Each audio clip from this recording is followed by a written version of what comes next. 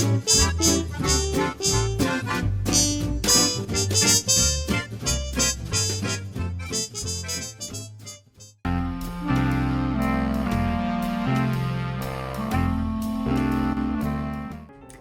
back to Show and Tell. I'm Billie.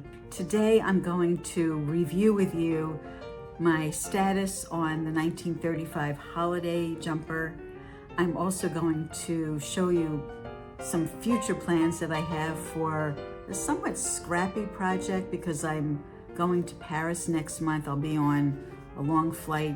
I want to have something to do in air, but that won't take up a lot of space in my handbag or my luggage on the return trip because I intend to buy yarn while I'm there. And I also have some bits and bobs about goings on around New York. So without further ado. So for the last,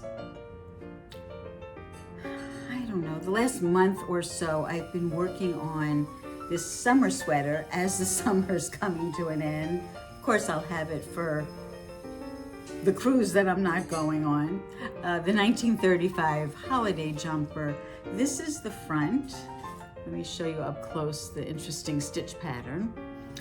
So the front is done, and the back is also done, has the same pattern. Let me see if I can hold this up to myself so you'll get the idea.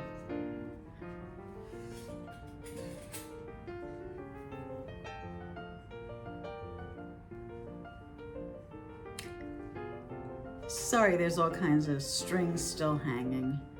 It is a work in progress. This is part of the collar.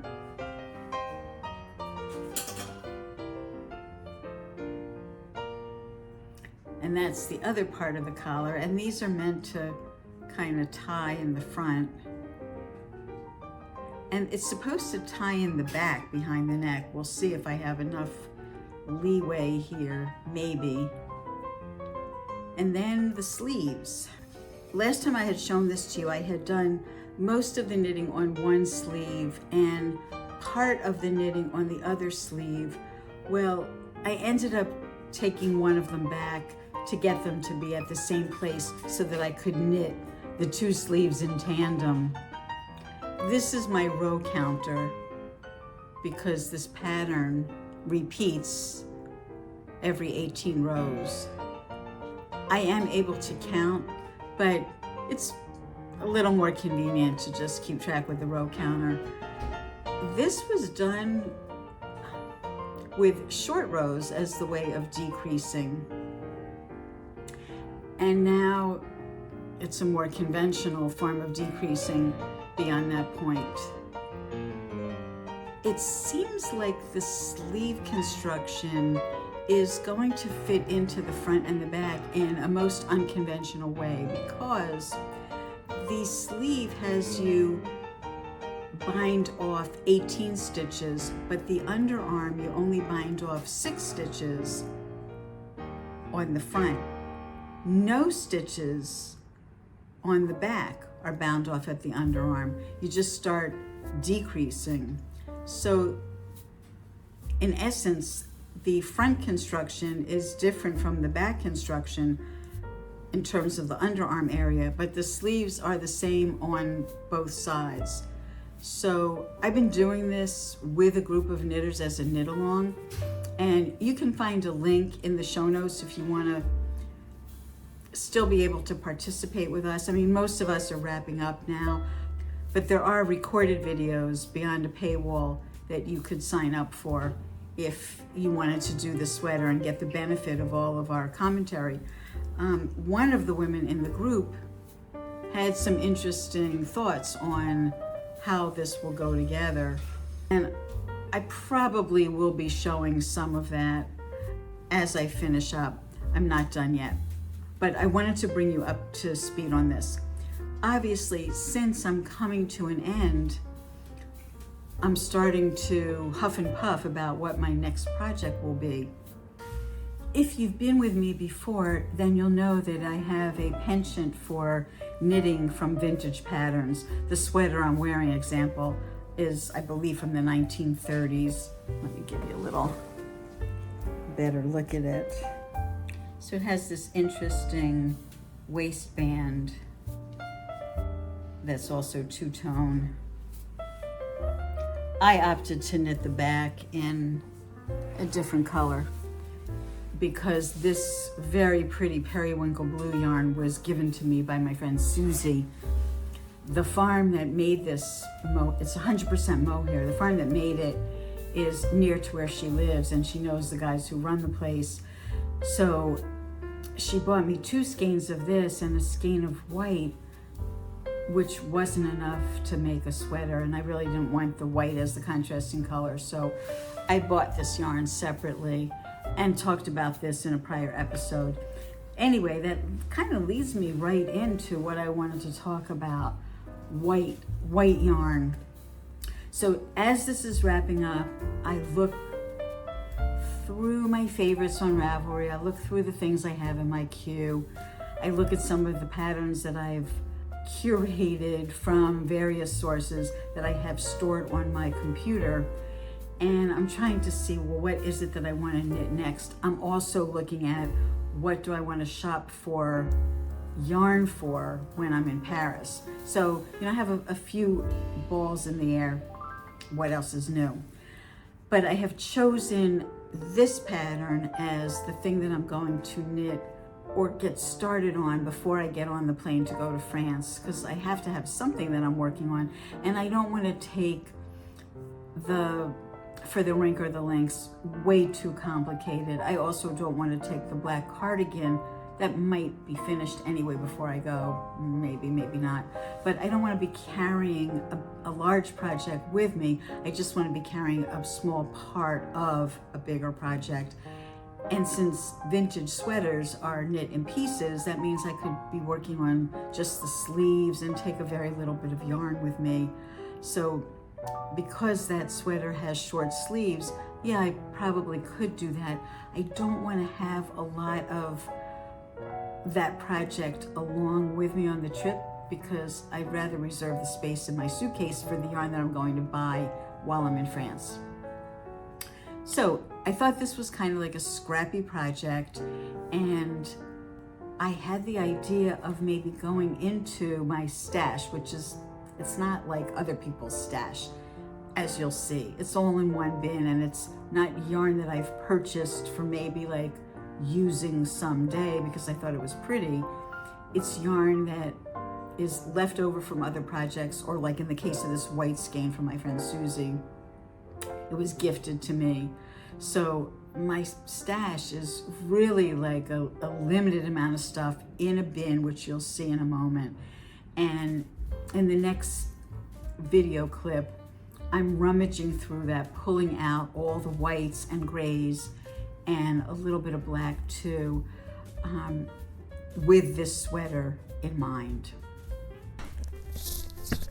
So this is my bin that all of my limited amount of stash is in.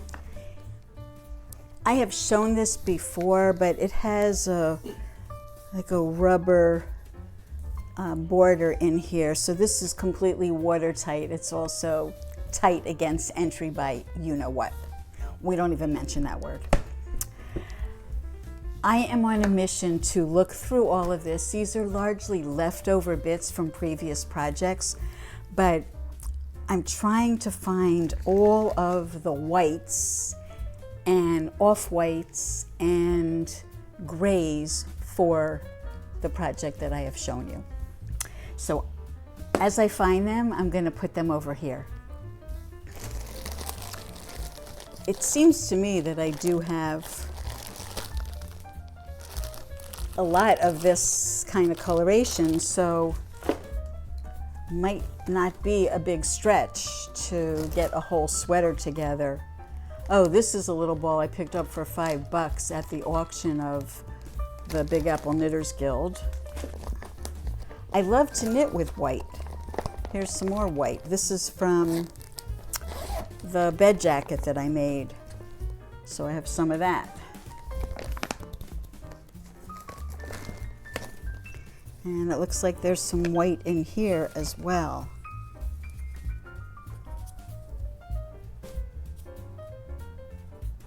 This is like a mercerized cotton that I used for a whole sweater about 40 years ago.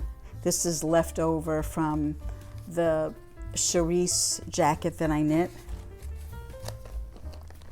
And I know I'm going to come across a lot of gray. This is a thin cotton, also from 40 years ago.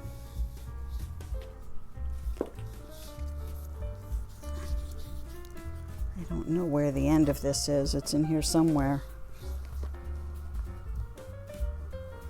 Attached to a little swatch that I must have been making.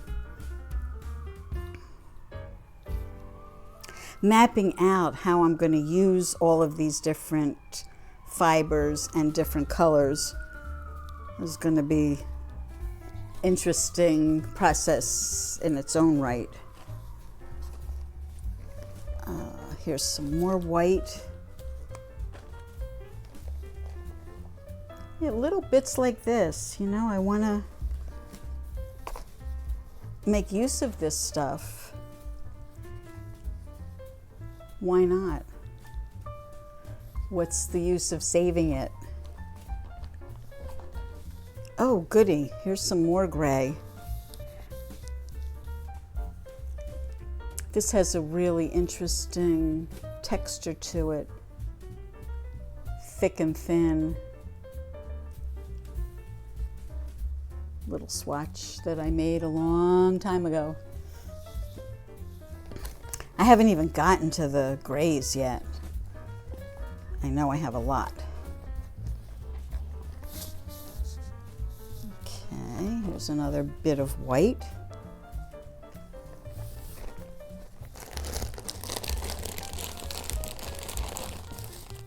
Here's some pretty gray. This is also from the Guild's sale. This is from the shawl that I made for my husband. This is variegated blacks, whites, and grays, so that could be interesting. I don't have a lot of it.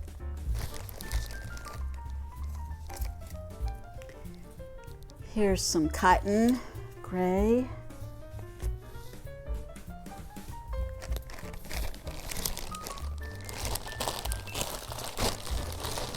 Here's another spool of the same paint box. And here's some Mia from Sweden, an Aran weight wool.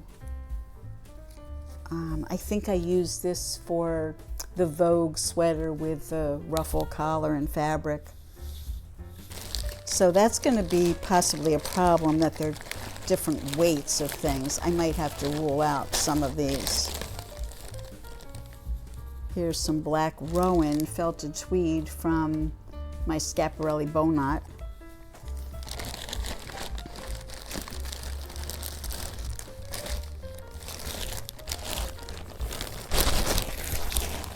Ah, yes, here's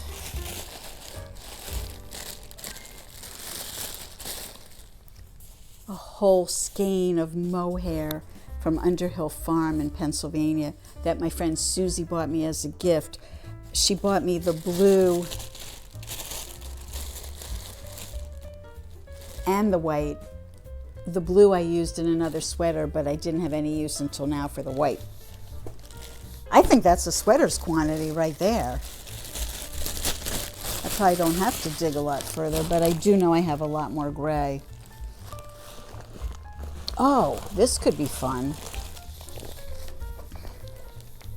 My son was at a garage sale some years ago, and he picked up some random things that they were selling for next to nothing. So I don't know if I would use this in this sweater, but it is in the color family, so maybe there'll be just a little stripe of this to add some fun. There's only one of those. Oh, but then there's this black and gray. That could be interesting too. I'll keep those on the side. I'm not so crazy about that kind of yarn in a vintage project, but we'll see. If I'm really desperate, I might need to go into that. I think there's still some gray that I haven't touched on yet. Yeah, here's some gray.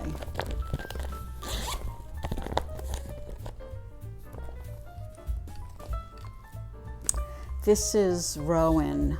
I made my fingerless mitts out of this. Rowan Soft Yak DK.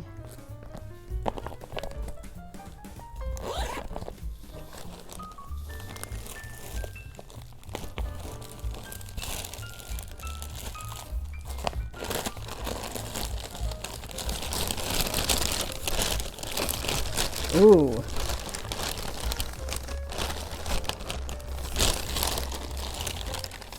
I'd forgotten that I had so much of this left over. Huh.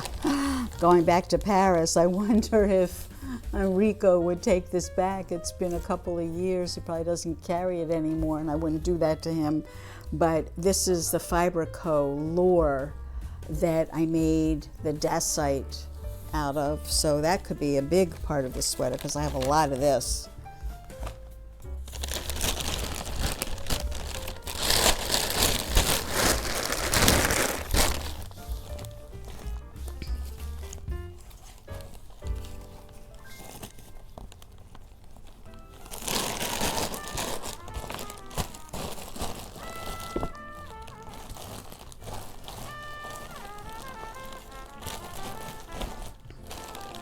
Well, it seems to me like that is more than enough to get started. Plus, I see some more white back there. Okay, so my husband just handed me, because they were behind where he's filming me, this is the white from my current project, but I'm finished with using all of the white for the 1935 holiday jumper. This is very thin compared to this. This is the same yarn as this, Cascade Heritage. Oh, this is the yarn that I marled for the Sock Monkey sweater. There should be the black. I should have some black left over. I didn't come across it, but that would be good because it's the same weight. So yeah, this is a whole lot of shaking going on here. But don't you think that it makes sense to make this into some kind of a sweater? There's so much of it, and it's not in use. So I'm not into scrappy projects, but I'm gonna try and make this work because I think it could end up being good looking. It'll be a color work project, and I'm not sure about the different yarn weights, so the really heavy stuff might have to be eliminated. But the rest of it, if I have to pair something thicker with something thinner to get it to be comparable to the other weights, I can do that. After I finished recording that, you can see I'm really anxious to cast on. Like, you know, I have cast on itis just like the rest of you. I went through all of the yarns that I had culled out, and I refined it down a little bit more. I thought the charcoal gray, the lure, was going to be just too disparate a weight to coordinate with everything else. I don't want it to be like thick and thin. I want it to have a continuous thickness to it, so it looks like it was intentional, not just like, let me throw together whatever I have. So I decided that I'm likely to go with the black and white. These are the same Cascade Heritage. This one from Underhill Farm is the white version of this periwinkle, so it's going to have some floofiness. It's 100% mohair. Then I also have the Rowan Felted Tweed that I kept aside. This is 70% Super Kid mohair, 5% wool, and 25% nylon. So it's also floofy, but in a different way. So hopefully the textures will mingle nicely. Also, this sweater, in addition to being color work, it also has a texture because some of the stitches are presenting as knit on the front and some are presenting as purl bumps on the front. So it's going to have a little bit of a texture besides the textures of the yarns. So I got these right here. This is 4 full skeins. And then I have this ball, a brand new ball of Lang Merino. And then I have a full skein of Lanagato Class, which is 80% extra fine merino and 20% Angora. So that's kind of floofy too. I think there's enough difference between the gray and the white, even though it's very pearl gray, it's a real pale gray. I think it'll be okay in the sweater. Maybe if I have some black in between, it'll set it off. I kept this. It's the only variegated yarn that I have in this batch. I don't usually do variegated. I'm more of a solid color gal. And then I have these other 2 grays. Boy, on screen they look really similar. They're not. This one, the Rowan Soft Yak DK, has a little bit of a beigey quality to it. This is a little more in the bluish family. But if they're not next to one another, I think those could be a good enhancement. So the full lineup is going to look something like this. I'm missing a few of the pieces, but that's the overall vibe. What do you think? Up or down? Think it's going to work out? Once a month, the Big Apple Knitters Guild, that's the New York guild, has a meeting. This month's meeting featured Nikki Epstein, and we do a little fashion show often at these meetings where people can get up and model something that they've recently knit. So I got up and spoke about my Nicolette Corley Hope pullover, which I did a whole episode on, which I'll put a link here for you to go back and see that if you haven't already. But you'll also hear some of my remarks there. Thought you might enjoy that. Most of you know me as the person who knits exclusively from vintage patterns, but when I saw this, a call for test knitters on Facebook, I thought it's really extraordinary, so I'll break my own rule. The yarn is Cascade Yarn Silk. I bought it at the auction last year because I don't buy stash. I only buy when I know I'm going to knit something. I didn't have a sweater in mind, but I knew that I liked the color and I knew I was going to knit a sweater. The designer is Nicolette Corley, and her stipulation was you have 6 weeks to complete the project. You must finish the yoke, the lace yoke, in 3 weeks. And I thought, ooh, it's a lot of lace.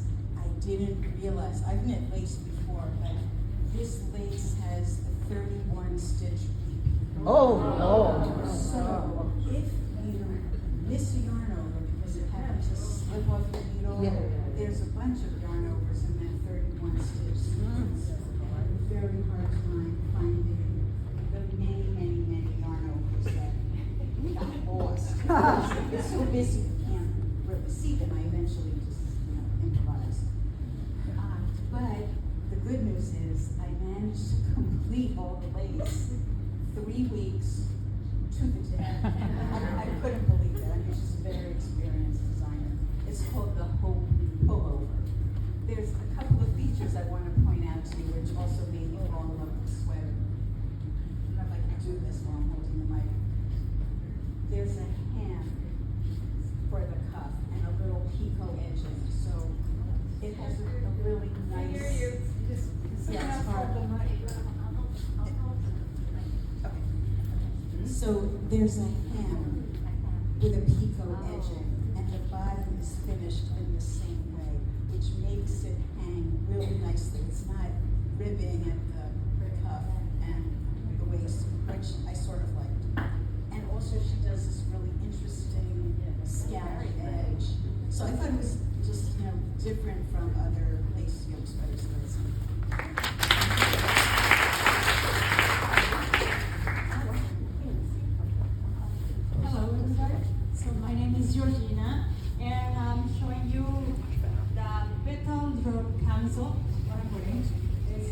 Signed by Florence Miller.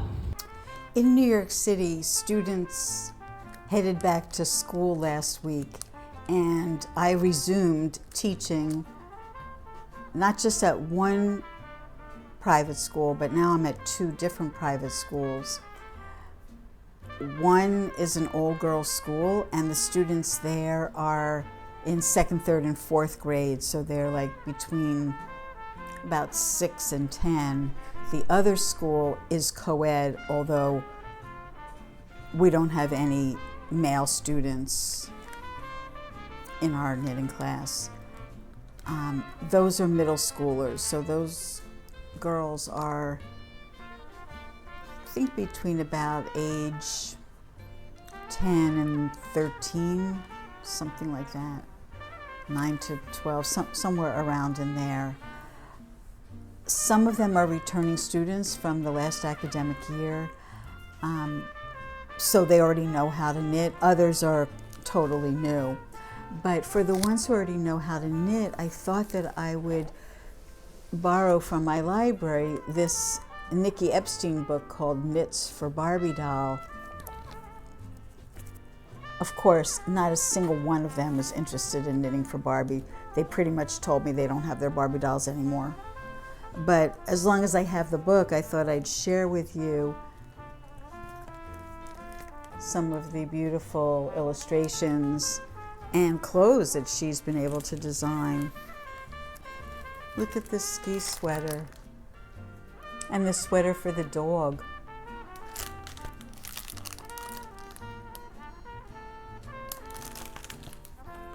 So I received an inquiry through my Instagram account from someone who was inquiring if I would be able to knit a sweater for their Barbie doll. And I asked them, well, do you have the pattern? Because if I have to create the pattern, that could take me a while and that's going to cost more. And she did not. So that's when I got the book, and I thought, well, you know, if I can see something kind of generic and improvise to get this woman the kind of sweater she's looking for. I'm not jumping to do it, but it might be fun to do since it's something I've never done, and you know me, I'm always up for a good challenge. On my way from the subway station to the school, it's quite a bit of a walk. I don't know, maybe it's like a 10-minute walk. And this isn't as bad as it used to be. The people who live on the upper east side of Manhattan over towards Gracie Mansion used to have to walk quite a while. I would say probably half a mile to get to the subway. Now, since they opened the 2nd Avenue subway line a handful of years ago, I don't know how long it is, maybe it's 10 years already, but for many, many years they were working on this. Finally it's open and running. This subway is quite a bit closer, and I still have a bit of a walk to get to where I'm trying to go. Anyway, I passed the home of someone famous, and in New York often you can see these red oval-shaped plaques that have information about the person who once lived here. Many of you will be familiar with the name Walter Cronkite. He was a very famous broadcast journalist. He was the reporter who broke the news about the assassination of President John F. Kennedy with tears in his eyes. So he was a very beloved American, and this is what the plaque says, because even if I blow it up for you, it's going to be really hard for you to read. Walter Leland Cronkite Jr., November 4th, 1916 to July 17th, 2009, 519 East 84th Street, Manhattan. Widely referred to as the most trusted man in America, journalist and CBS News anchor Walter Cronkite lived here from 1957 to 1999. Born in Missouri, Cronkite left the University of Texas in his junior year to work at the Houston Press. He then joined KC 310 in Kansas City, Missouri as their news and sports radio reporter, where he met his future wife, Mary Elizabeth Maxwell. In 1937, he joined the United Press, for whom he covered World War II, from the Atlantic convoys through the Nuremberg trials. Recruited by CBS News in 1950, he became news anchor and managing editor of the Evening News in 1962. For almost 20 years, his professional and fatherly persona calmly informed a sometimes turbulent nation.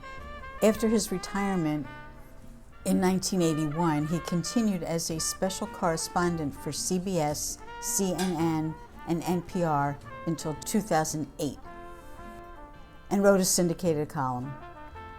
The recipient of numerous honors, including 4 Peabody Awards for Excellence in Journalism and the Presidential Medal of Freedom, he was known for his sign-off line, "And that's the way it is." He often quoted Thomas Jefferson, quote, "A nation that expects to be ignorant and free expects what never was and never will be." That sign is put there by the Historic Landmarks Preservation Center, and it says that at the bottom of this plaque. And then there's something else in fine print, which I can't read. I had to take my picture from far away because it's attached to the home, and the home is a little setback from the street, and it's kind of private. It's a very residential neighborhood. So I tried to zoom in with my little camera. So it's a little blurry and even hard for me to read after it's blown up.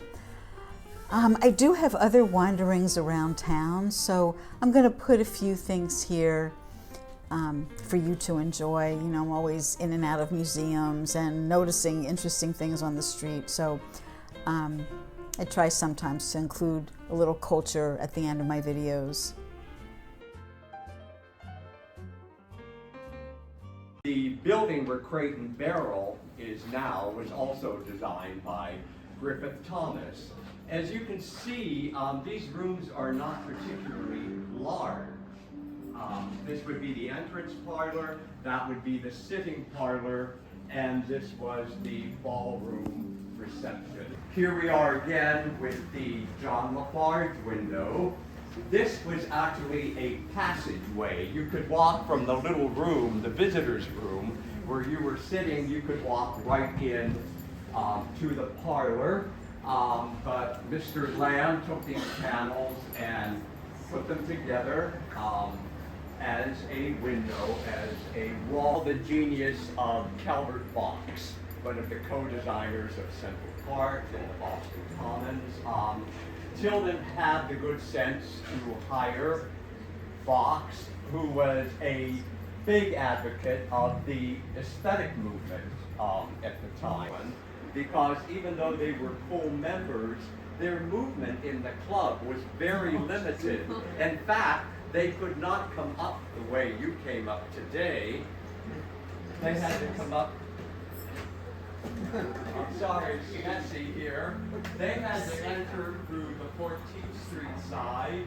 Possibly our greatest treasure is the MacDonald Dome, which was installed between 1882 and 1883.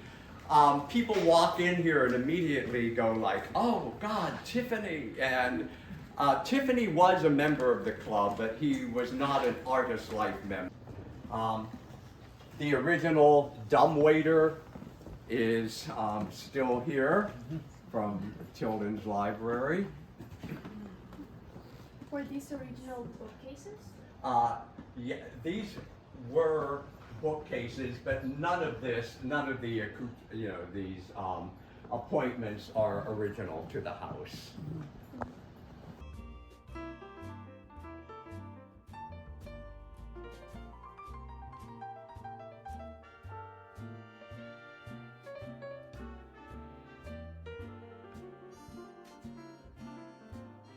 And that's the way it is this week. I will see you in weeks to come. I still have a little time before I leave for Paris. And hopefully the next time I see you, the blue and white summer sweater will be complete. That's it for today. Hope you're enjoying the ends of a beautiful season. Ciao for now.